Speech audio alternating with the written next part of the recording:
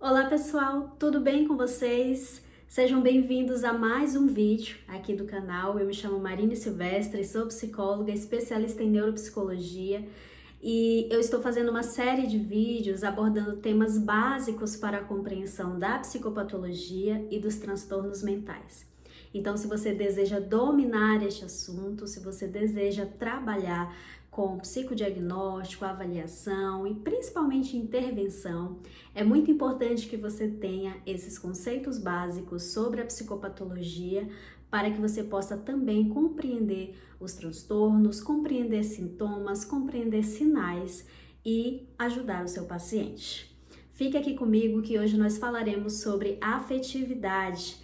A afetividade também está no grupo das funções psíquicas elementares. Então, se você acompanhou desde o primeiro vídeo até o vídeo atual, você acompanhou as funções psíquicas elementares. Então, a gente vai fechar esse bloco de funções psíquicas elementares, não ainda nesse vídeo, e posteriormente passaremos a falar sobre as funções psíquicas complexas. É muito importante que você domine esses termos e entenda sobre tanto as funções quanto principalmente as suas alterações, ok? Então, o que é afetividade? Afetividade é um termo muito amplo. Quando você vai ler, por exemplo, o livro que eu indiquei para vocês, Psicopatologia e Semiologia dos Transtornos Mentais, ele inclusive inicia falando da afetividade como um conceito muito subjetivo mesmo. O que é afetividade? Afetividade é aquilo que dá sentido, que dá cor, que dá brilho às nossas experiências. A afetividade faz com que o ser humano dê mais sentido à vida. O que seria das nossas experiências sem afetividade, sem você se sentir afetado? Paulo Daugalarronda até traz esse conceito interessante de você, como ser humano, se sentir afetado por algo. E eu acredito que quanto mais distante daquela situação, quanto mais distante afetivamente você está de uma pessoa, de uma situação, menos você vai se sentir afetado. Quanto mais próximo essa pessoa, quanto mais próxima essa experiência, quanto mais significado essa experiência tem para você, mais você vai se sentir afetado.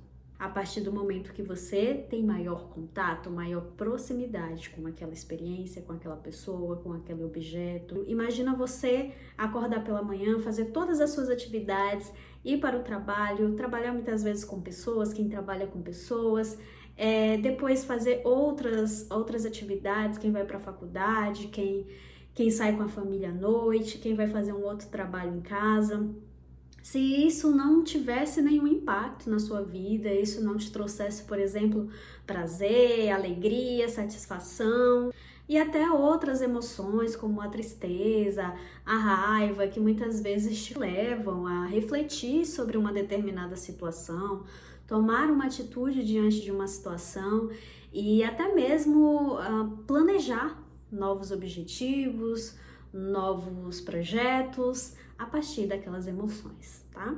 Então, a afetividade, ela dá esse sentido, ela dá esse sabor, ela dá esse brilho, ela dá esse significado para as nossas experiências, tá? E aí nós vamos falar sobre 5 tipos de vivências básicas da afetividade, tá? A primeira seria o humor, a segunda, as emoções, o terceiro, os sentimentos, o quarto, os afetos e 5, as paixões, tá? Então, o que seria o humor? O humor seria o nosso estado de ânimo e isso é muito particular de cada sujeito. Aqui no livro, inclusive, o autor, Paulo Daugalarronda, ele até coloca que é como se fosse uma lente afetiva, né? Então, eu estou usando aqui essa lente porque eu tenho um problema de visão, né? Se eu retiro essas lentes, eu enxergo de uma outra forma. E quando eu coloco essas lentes, eu tenho uma outra visão, tá? Porque elas foram adaptadas realmente para mim. E a depender da experiência, nós vamos perceber que os seres humanos, eles vão lidar com essas experiências de uma maneira diferente. dependendo também do humor que aquela pessoa está naquele dia. Então, quando você, por exemplo, dorme bem à noite, você acorda com um humor, né, diferente. Quando você passa a noite inteira com alguém no hospital, ou passa a noite inteira num velório, quando você passa a noite em claro por conta de uma ansiedade ou por conta de uma situação que te preocupou, o teu humor no dia seguinte não vai ser o mesmo. A forma como você vai olhar para as situações do dia a dia também não será a mesma forma, tá? Ou seja, o humor ele vai ser essa lente, é a forma como eu vivencio essas experiências. E a depender desse humor, eu posso tanto reduzir essas experiências, ou seja, como algo não muito significativo, como ampliar também essas experiências. Você certamente já deve ter experienciado situações onde o seu humor estava bacana e você super aproveitou aquela experiência. Lembra dessa experiência de uma maneira muito carinhosa, enquanto outras situações que o seu humor não estava legal, que o seu humor estava rebaixado, você pode não lembrar dessa situação com muito carinho, né? Você pode não lembrar dessa situação com muita saudade também. Já as emoções, elas são tidas ali como algo mais momentâneo, algo que é desencadeado por um estímulo, e elas costumam ser mais rápidas, mais reativas, né? E a gente tem alguns exemplos aí de emoções como alegria, tristeza, raiva, medo, que são emoções que vão aparecer de forma mais momentânea, dependendo da experiência com que você está vivendo naquele momento. Então eu posso estar aqui super alegre, fazendo uma atividade que eu amo, que eu gosto, e aí eu posso rapidamente receber um telefonema onde a pessoa vai me trazer uma notícia muito ruim e rapidamente essa minha emoção ela pode variar, ela pode mudar. Eu posso rapidamente sentir medo a depender da informação que eu recebi, eu posso sentir tristeza a depender dessa informação, ou eu posso sentir raiva também a depender dessa informação. Já os sentimentos são colocados como algo mais duradouro, algo que necessita de uma elaboração mais intelectual. Inclusive, no livro é descrito ali como configurações afetivas mais estáveis. Esses sentimentos, eles necessitam de uma elaboração mais intelectual, ou muitas vezes de uma elaboração mais linguística. Isso também vai depender muito da cultura. Ele coloca como exemplo a saudade, que em algumas culturas nós podemos expressar esse sentimento dizendo eu estou com saudade. Em outras pode ter uma outra classificação linguística, né, para a expressão desse sentimento. E aí ele faz também essa comparação com a nostalgia, que apesar de ser um sentimento muito parecido com a saudade, não quer dizer necessariamente a mesma coisa. Então, esses conteúdos em relação aos sentimentos vão exigir um pouco mais de elaboração, tá? Ou seja, a partir da tristeza, que outros sentimentos eu posso estar elaborando? A partir dessa emoção, tristeza, que outros sentimentos eu posso estar elaborando? De repente uma melancolia, de repente uma angústia, uma frustração. Como você vai classificar, até mesmo expressar e explicar esses sentimentos, né? E alguns desses fatores, como eu já falei, pode ser relacionado também à sua cultura, pode ser relacionado ao repertório linguístico que você tem, a capacidade intelectual de sentir, de desenvolver aquela emoção, saber falar sobre isso, explicar sobre o que você está sentindo. Então, seria algo aqui, pelo que é colocado no livro, algo mais complexo.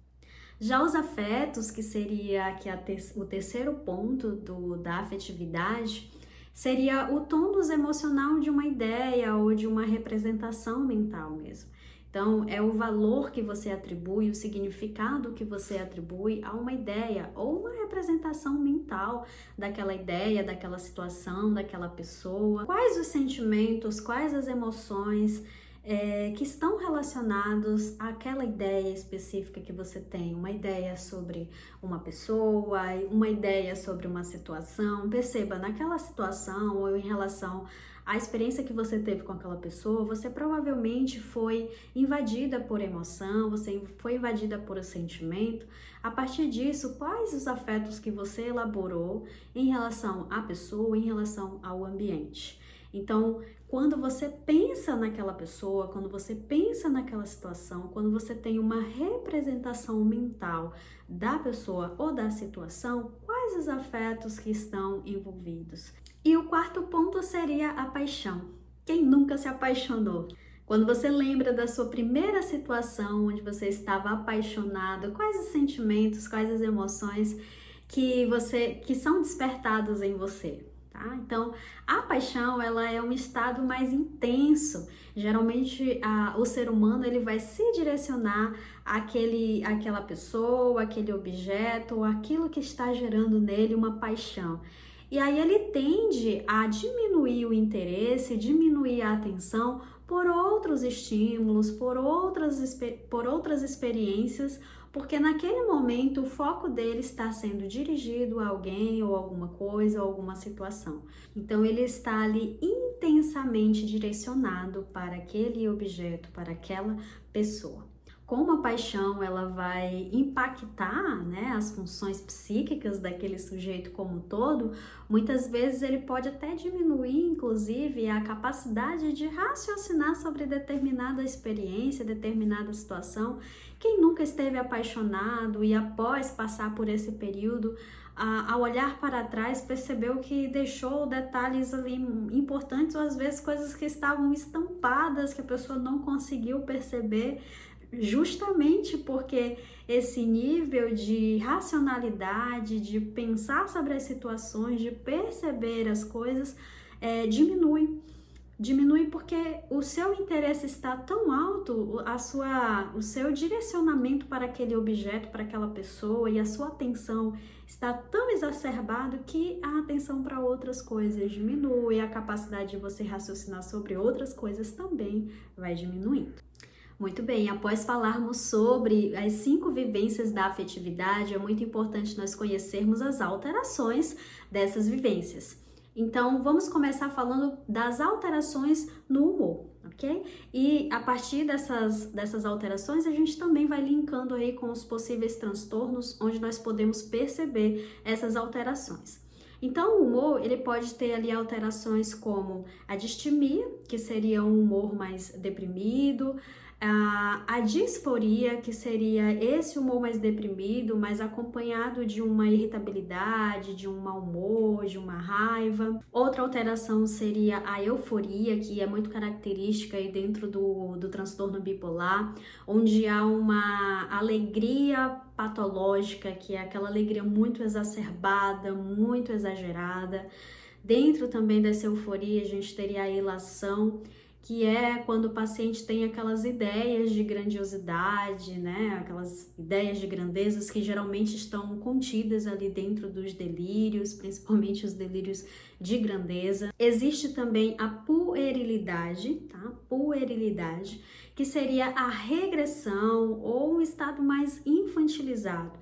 Geralmente os pacientes em psicose podem apresentar esse comportamento mais infantilizado, mais regredido. Ainda falando sobre essas alterações, nós não podemos deixar de destacar o medo, a ansiedade, a angústia. Apesar da angústia e a ansiedade muitas vezes serem confundidas, elas têm características completamente aí diferentes, né?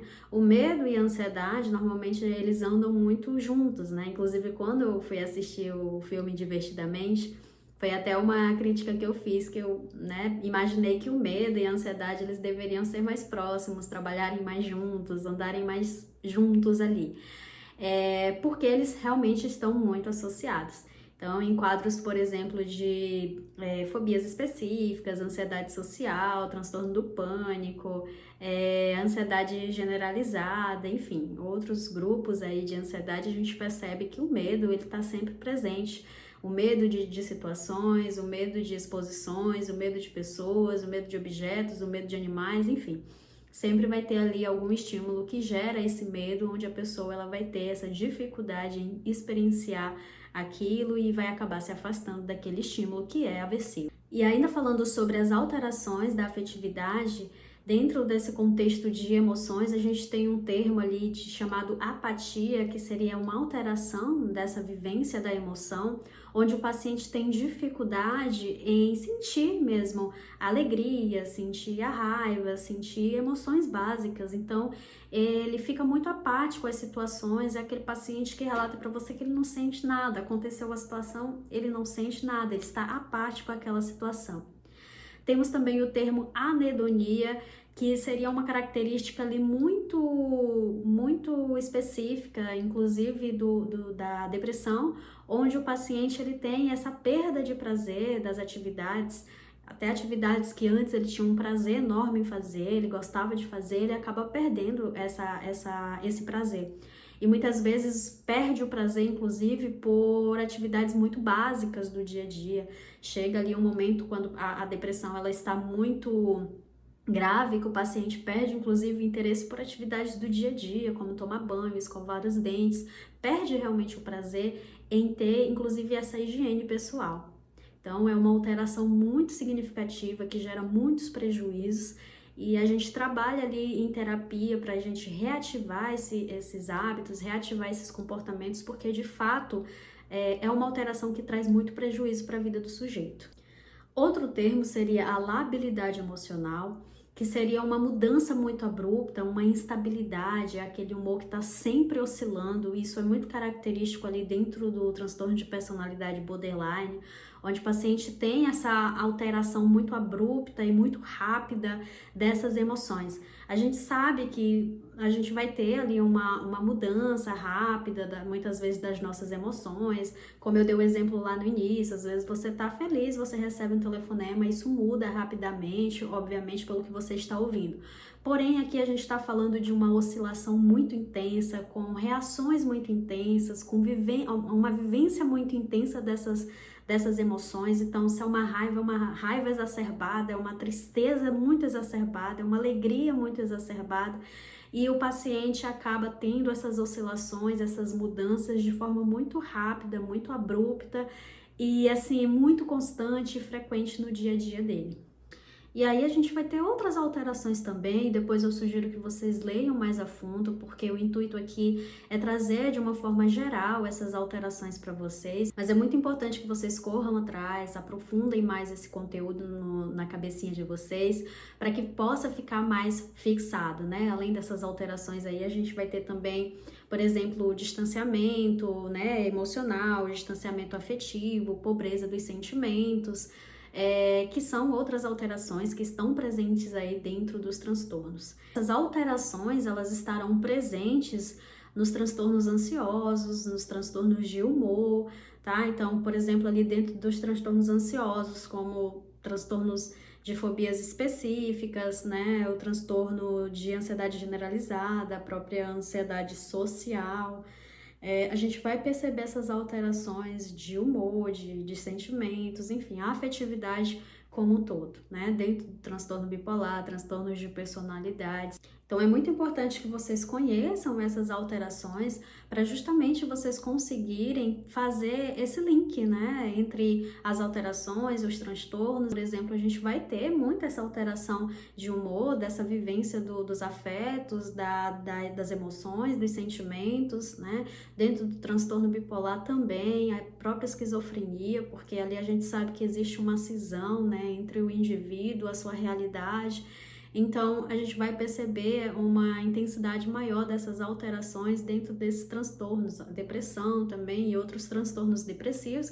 Como sugestão para vocês, eu vou deixar aqui a dica das escalas de Beck, né, as escalas de ansiedade, escalas de depressão, para que vocês possam fazer a avaliação desse humor. É muito importante nós avaliarmos sempre o humor. Eu diria que seria uma das primeiras coisas que a gente precisa avaliar quando o paciente chega, avaliar esse humor. Até porque se esse paciente tiver algum pensamento suicida, alguma tentativa, assim, por exemplo, um conteúdo de pensamento, de ideação suicida, é muito importante que você possa fazer essa avaliação inicial, porque seria ali uma urgência, uma emergência. Você não ia ficar elaborando um plano de tratamento, sendo que esse paciente já precisa ser encaminhado diretamente ali para uma um atendimento mais emergencial. E aí eu deixo para vocês como sugestão a aquisição dessas escalas, que são escalas assim maravilhosas para você estar utilizando para verificação mesmo desse humor e ter uma base ali de avaliação para você também conseguir depois montar um plano de intervenção para esse paciente.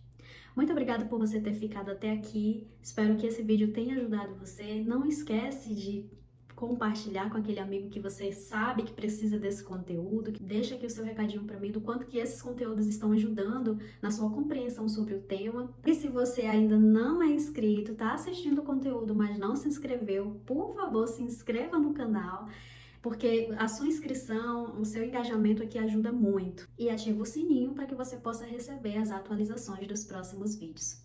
Um super beijo e até a próxima!